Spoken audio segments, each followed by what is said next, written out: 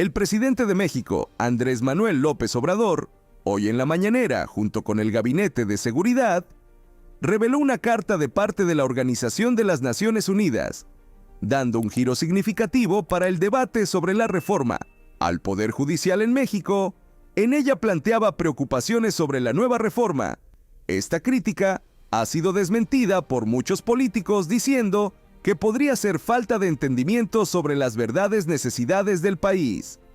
Esta reforma al Poder Judicial, impulsada por López Obrador, busca transformar el sistema judicial del país, combatiendo la corrupción y la impunidad. El presidente ha sido apoyado por varios políticos, argumentando que esta reforma es la mejor respuesta para México y el pueblo. No olvides regalarnos un me gusta en este video y comentarnos. ¿Tú qué opinas al respecto? Déjanos tu opinión abajo en los comentarios.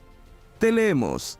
Presidente, la relatora especial de la ONU sobre la independencia de los magistrados y abogados le envió una carta a usted en la que le expone su preocupación por la iniciativa de la reforma al Poder Judicial. ¿Qué piensa de esto? ¿Le piensa responder? No voy a responderle, lo digo con toda transparencia y no lo hago porque ellos no actúan, estos organismos de la ONU.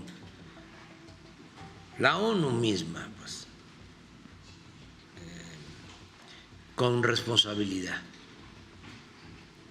Muchos de los problemas, conflictos internacionales se originan porque no los atienden los organismos de la ONU, ni la ONU. Hay un dicho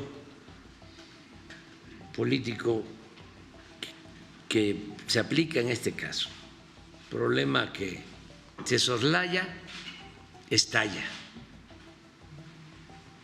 Y hay demasiada diplomacia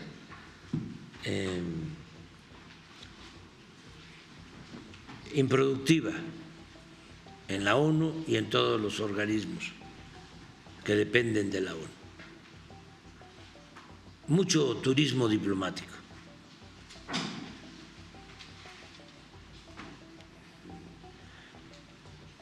Y esto es lo que sucede en estos casos. No es para tomarlos en serio. O sea, ¿cómo va a opinar sobre nuestro país si de acuerdo a la Constitución, a nuestras leyes, somos un país independiente y de conformidad con la Constitución? Los poderes legalmente constituidos pueden llevar a cabo reformas. ¿Para qué es entonces el poder legislativo? Y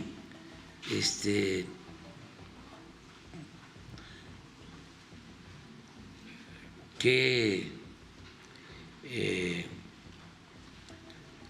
validez tiene o no tiene nuestra Constitución? Entonces, ¿por qué se meten? Si es un asunto que tiene que ver con la Constitución, que establece que el Ejecutivo puede presentar iniciativas de ley para reformar la Constitución, porque de acuerdo al artículo 39 de nuestra Constitución, el pueblo tiene en todo momento el derecho de cambiar la forma de su gobierno. Es el sustento de la democracia. Entonces, el Ejecutivo tiene esa facultad y lo mismo el Legislativo. Y en el caso del Legislativo es donde se aprueban o no las leyes y las reformas. Entonces, si nosotros enviamos una iniciativa para que jueces, magistrados, ministros del Poder Judicial los elija el pueblo y se envía de conformidad con los procedimientos legales al Poder Legislativo, pues el Poder Legislativo va a resolver. ¿Dónde está lo inconstitucional? ¿Dónde está lo ilegal? Es algo elemental. Entonces, que no les guste a ellos, pues yo no sé a qué intereses representan.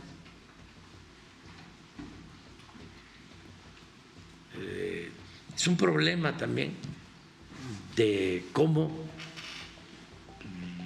las oligarquías en el mundo han ido controlando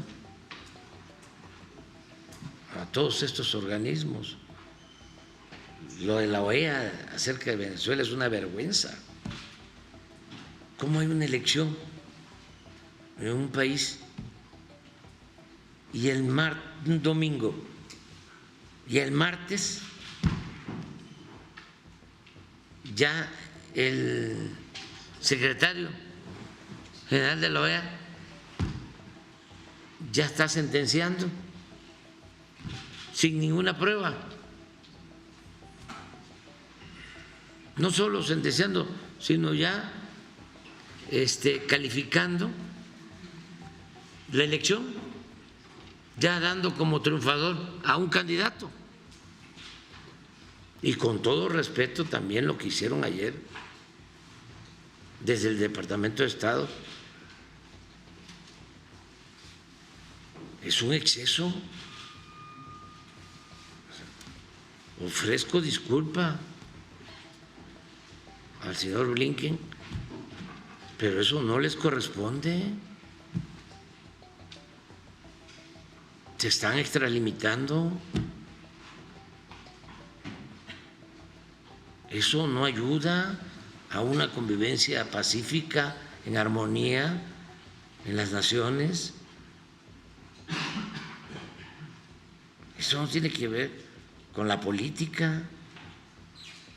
La política se inventó para evitar la confrontación y para evitar la guerra.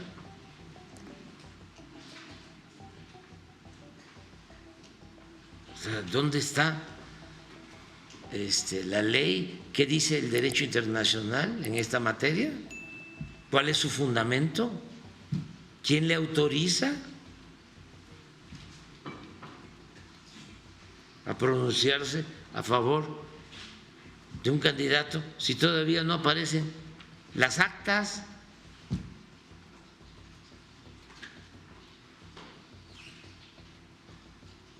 Antes, yo recuerdo que, bueno, no recuerdo, he leído, porque estoy joven, que fueron implantando el que los gobiernos tenían que ser reconocidos por Estados Unidos. Nos pasó así con mucha contundencia en la época en que nos invade Francia y el presidente Lincoln no reconoce a Maximiliano. Nunca lo reconoció. Y eso de una u otra forma ayudó.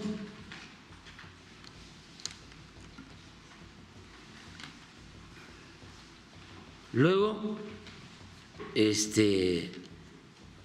con el presidente Obregón, que le urgía que lo reconociera Estados Unidos. Y de ahí surgieron los acuerdos de Bucareli. Pero estamos hablando del pasado. Ya eso de estar esperando reconocimiento de un país extranjero, no, el reconocimiento lo da el pueblo soberano, el pueblo de un país. Entonces, ojalá y todos ayudemos, ¿no? Vamos con Armando Gama de...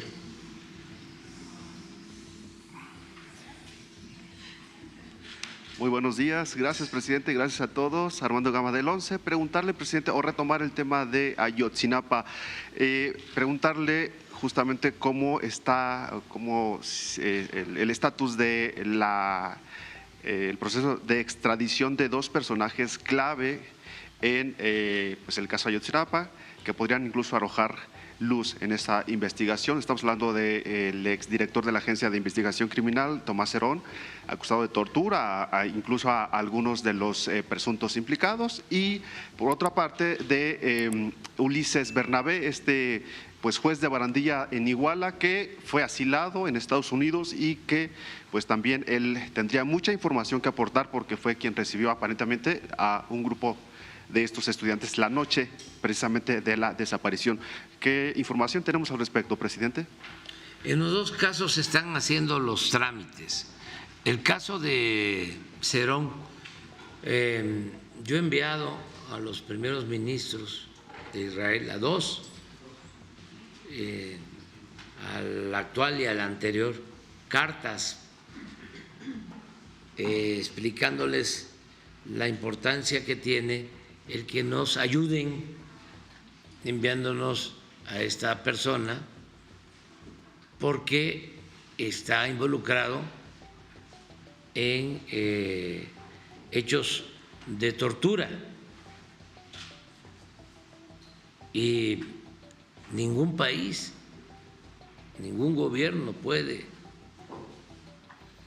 brindar protección a torturadores. Israel no puede, el gobierno de Israel no debe mantener bajo ninguna consideración protegido a Cerón, porque se habla de que lo protegen, y eso deben ellos de aclararlo,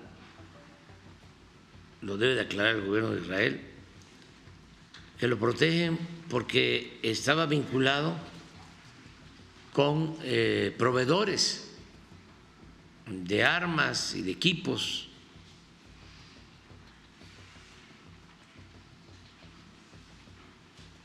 Estamos hablando de la desaparición de jóvenes y de presuntos culpables de esta desaparición, además que se sostiene, hay elementos de prueba de que él dirigió todo el operativo de tortura. Nos importa mucho saber a quiénes torturaron, a quiénes no, porque el juez lo que hizo fue liberar a todos. ¿Cuántos fueron liberados? Sí, primero se liberó a 14 con la primera demanda y después se promovieron 4 juicios más y que por los efectos de esta sentencia se liberó a 65 personas. Y resulta que del total sí hay elementos de prueba de personas que fueron torturados, pero hay otros que no y los liberaron y sí participaron en la desaparición de los jóvenes. Entonces es de mucha utilidad para la investigación el que comparezca el señor Cerón.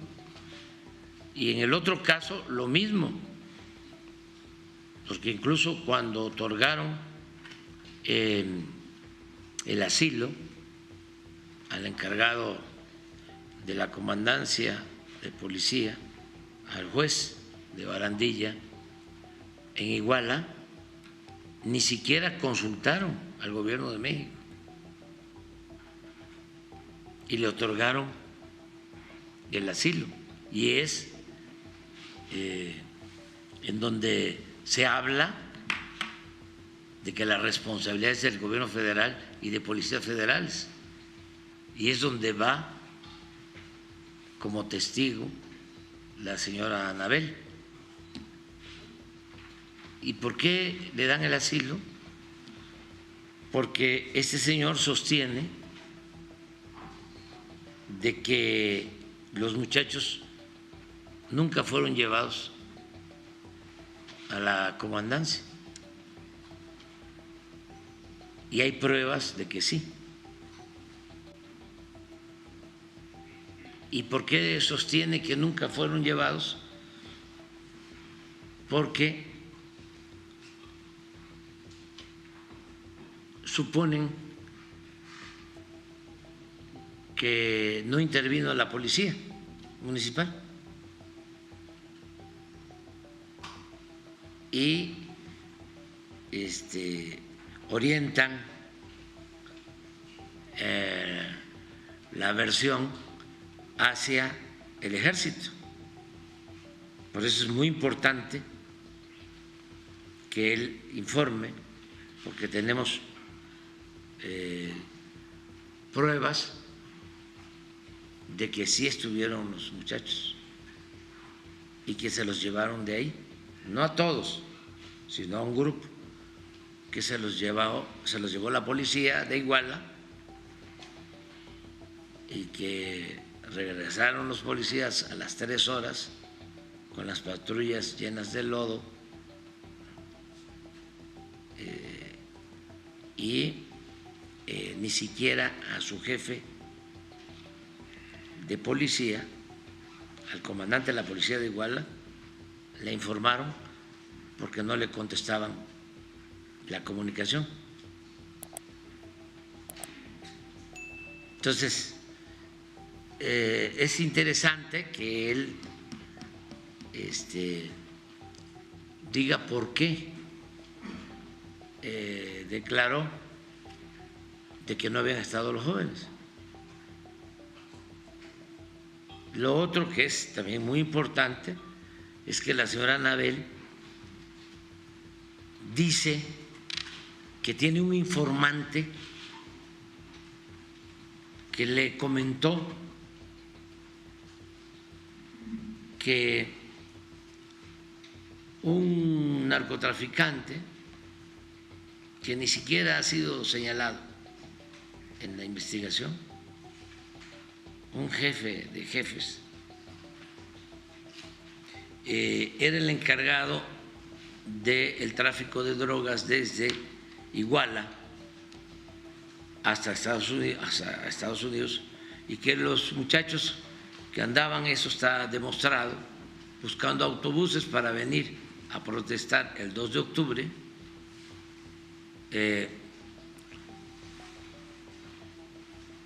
detienen, se apoderan de un camión donde, esto lo dice la señora Anabel, había droga, y que entonces este jefe de jefes ordena que les den un escarmiento y le pide a un grupo del ejército que detenga y que le dé el escarmiento a los jóvenes.